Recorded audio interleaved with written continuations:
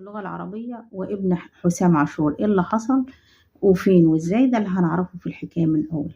الحكاية بتبدأ لما مدرس اللغة العربية الأستاذ محمود بيدخل في الحصة الرابعة عشان يشرح نحو. أثناء شرحه للحصة بتحصل دوشة ورا الفصل، كله هادي، مفيش غير طالب اللي عامل دوشة. الطالب ده اسمه إياد. اسكت يا إياد. إياد مش عايز يسكت، هو أو اتنين جنبه بيعمل دوشة مع أصحابه.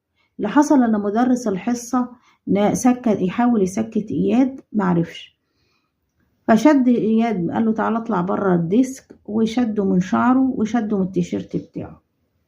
فإياد قال له انت مش عارف انا ابن مين، انا مش هحرفدك من المدرسة. فعلا تاني يوم المدرس ما راحش المدرسة، جاله استدعاء من المباحث، راح لقي في محضر معمول فيه بيقول ان المدرس ضرب ابنه.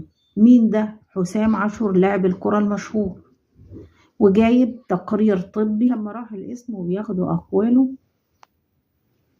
قال لهم لا، ده انا كنت بشرح حصتي عادي، لان في 4 مدرسين قبلي سابوا الحصص بتاعتهم بسبب اياد اللي هو حسام عاشور، وانا مش كنت اعرف ان هو ابن لاعب الكرة المشهور. وبعدين لقي فيه تقرير طبي ان هو فيه كدمات ويحتاج لاكتر من 21 يوم. طبعا الاستاذ محمود شكك في التقرير ده، قال انا ما ضربتوش عشان يبقى فيه كدمات، انا شدته من شعره ومن التيشيرت بتاعه، بطلعه من الحصة عشان اكمل شرح. وبعدين ازاي احتاج ل 21 يوم وهو انا عرفت من زمايلي ان هو راح المدرسة النهاردة.